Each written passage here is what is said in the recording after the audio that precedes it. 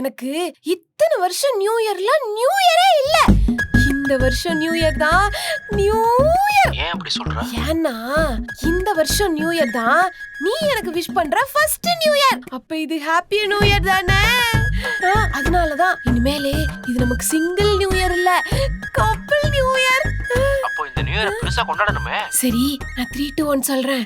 Happy new year சொல்லிடு. சரி சரி. 3, 2, 1. Happy new year.